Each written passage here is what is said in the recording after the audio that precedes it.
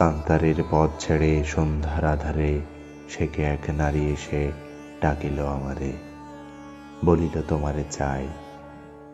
বেতের ফলের মতো নীলব ব্যথিত তোমার দুই চোখ খুঁজেছি নক্ষত্রে আমি কুয়াশার পাখনায়। সন্ধ্যার নদীর জলে নামে যে আলোক জোনাকির দেহ হতে, খুঁজেছি তোমাকে সেইখানে। ধূসর বেচার মতো ডানা মেলে অঘ্রাণের অন্ধকারে ধান সিঁড়ি বেয়ে বেয়ে, সোনার সিঁড়ির মতো ধানে আর ধানে তোমাকে খুঁজেছি আমি নির্জন বেচার মতো প্রাণে।